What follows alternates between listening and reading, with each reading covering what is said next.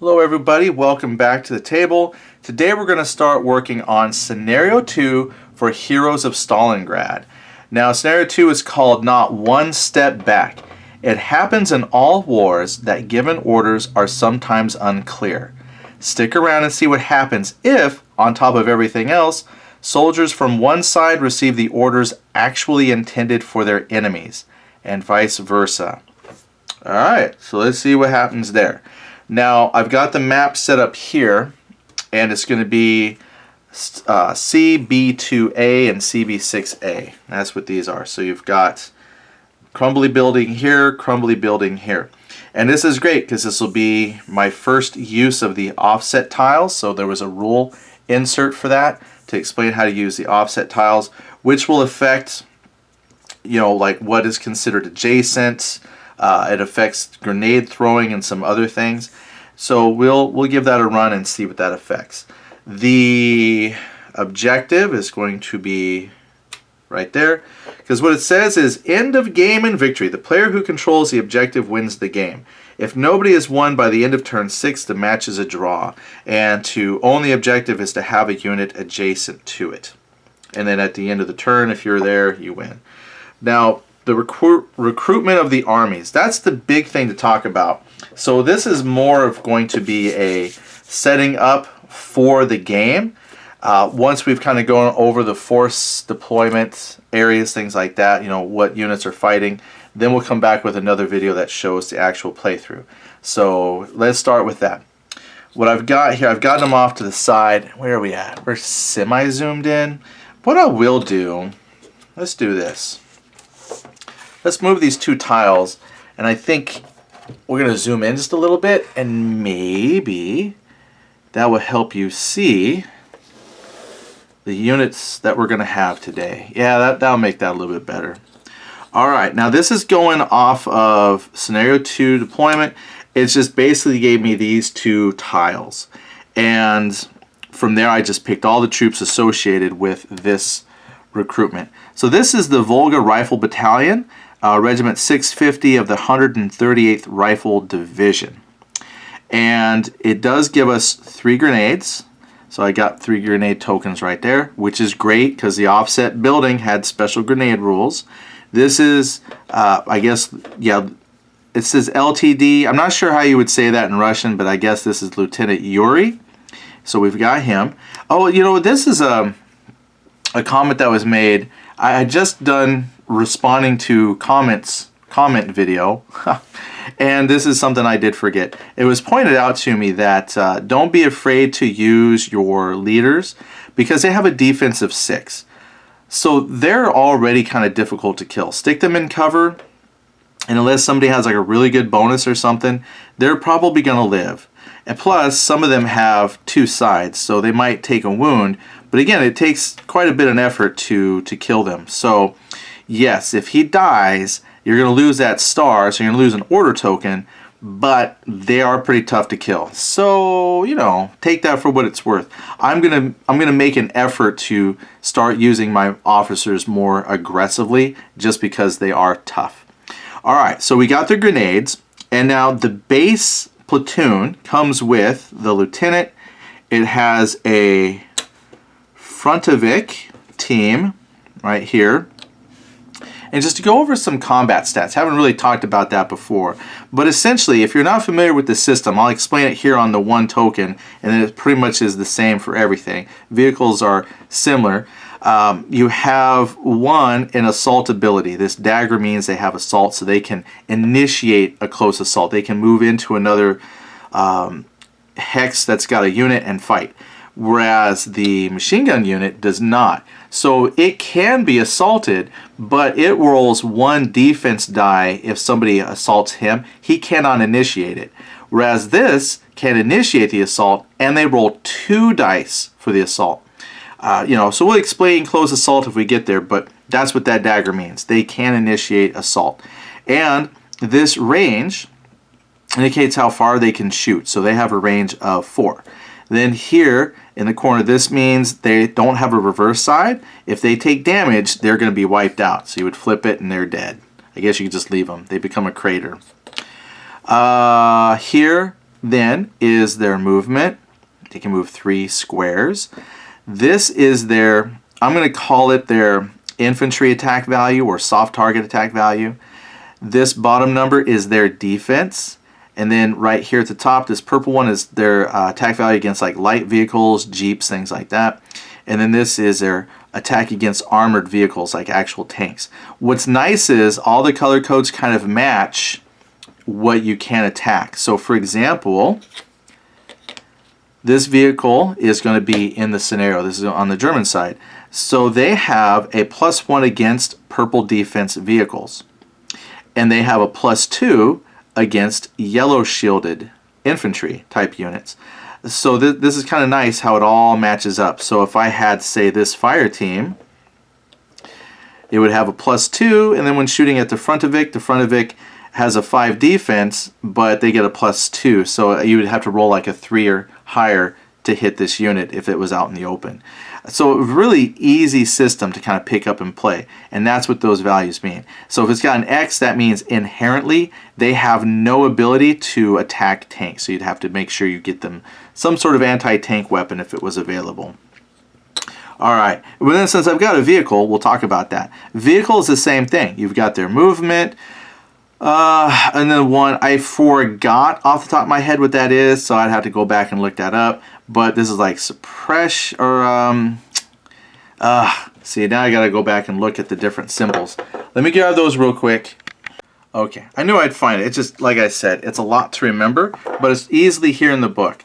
So this one here with the bullets and the yellow explosions, that is machine gunner. It lets you split your fire bonus against targets. There's some rules for that.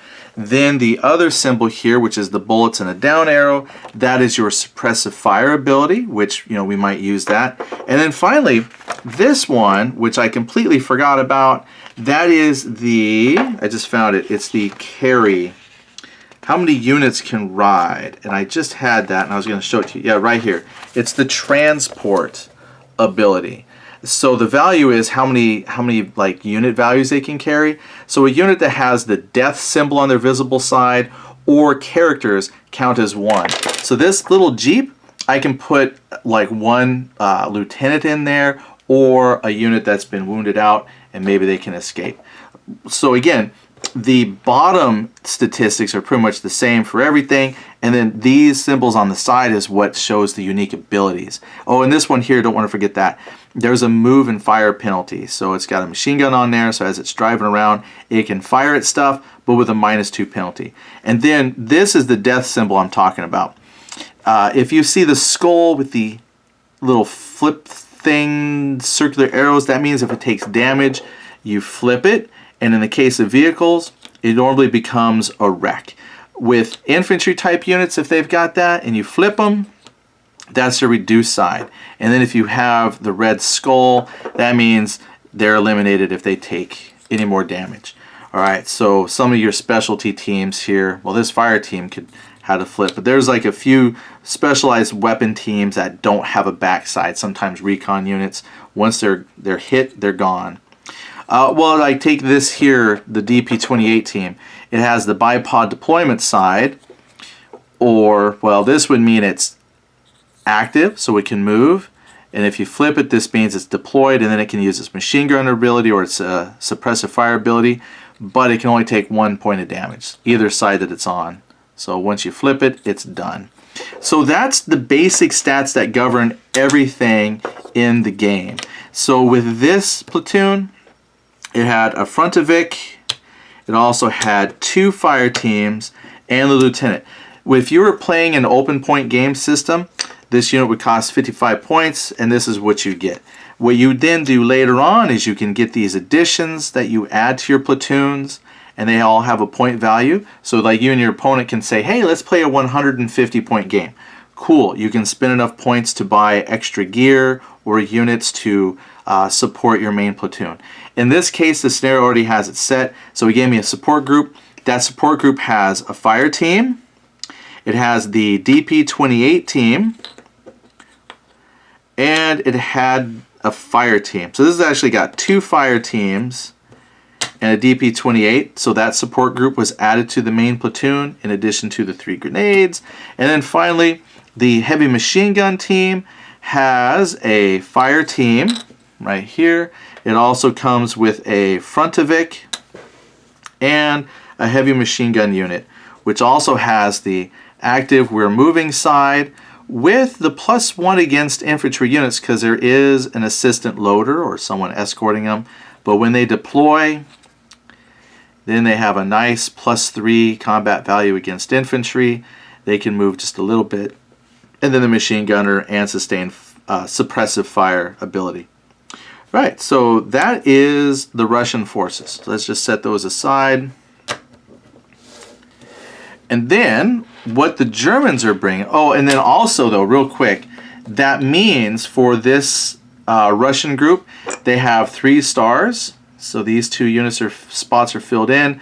Plus Lieutenant Yuri has 1 star. So they get 3 order tokens when they play, and then 1 bluff. So as long as they don't lose anybody, they're going to deploy. That's still quite a few less than the total units that they have on the field. So it always means you're going to have some units left over for the what do they call it, the supply phase, and they can move. What is that called? I always forget what that's called. It's the very last part. Let's see here. Yeah, the supply phase. That's where you can move units that were not given an order token. All right, so what are the Germans bringing? Well, they are bringing the 1st Battalion, Panzer Grenadier, 24th Panzer Division, Regiment 26. They're bringing some extra ammo. Ammo will allow them to add a +1 to a die roll, which is very useful.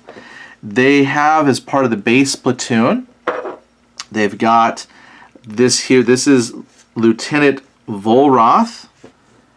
So they got Lieutenant Volrath. And it also comes with a fire group. Right here you get a fire group and a second fire group. And it also gets an MG-34 units. We'll put them on the active side. They can deploy later. So that's what comes with the base platoon. Then they are also getting this Jeep, the Horch 901. So what they did was you bought it here and added it into this slot, and then here's the actual counter that goes onto the playfield. And again, kind of going over the stats, it's got the carry capacity of 1. It's a machine gunner unit. It can do suppressive fire, and it can fire on the move. And it's got 6 movement, so it can travel really well. And 6 defense. Now, all the units on the board are capable of attacking light vehicles, so just because it's a vehicle doesn't mean it's safe from taking damage. So we'll set that over here. Then finally I was given another Panzer Grenadier squad or support squad, which has a fire group, a recon group, and an MG-34, which that gives us 2 MG-34s in this platoon. So they'll be on their active side when we first start, so they can move around and pick a spot. Now we also get 3 stars. If you notice though, Lieutenant Volrath has 2 stars, and then the Panzer Grenadier comes with a star. Now that does not mean the star can only be used with this group. It just means that it generates an extra order token, which we can use anywhere. There are some units that come with their own activation order, which can only be used for them, but in this situation, this order can be used with anyone. So if I lose that unit, you know, if they get wiped out, so if they lose 2 of these squads here, they'll eventually kind of flip. They give victory points to your opponent, and then you're going to lose your star. Now I will have to, like I said, remember it's been a while since I've played, and this just came to my mind as something to look up before I start playing, is when do they lose that order token? Is it right when I flip them, or when, you know, they've suffered? I think it's when it flips. I think it's when it flips. So if they lose from here, 2 of these from here, they're going to flip and I lose that order token. But hopefully someone in the comments will answer and clarify that before I start playing, or I'll find it in the rules. So hopefully I'll have the answer when I start playing this next. Then that means Lieutenant Volrath, see, he is pretty important because he all by himself generates 2 of those precious order tokens. So again, he's got a defense of 6, so he is rather difficult to deal with. But if we lose him, then that goes 2/3 of our ability to, make orders for stuff. So still want to be careful with him. All right, and that's the platoon that the Germans are bringing, or the reinforced platoon that they have. So we'll just lay them out. All right, so like I said, maybe the next day, tomorrow is Thanksgiving, so it's possible I won't record anything.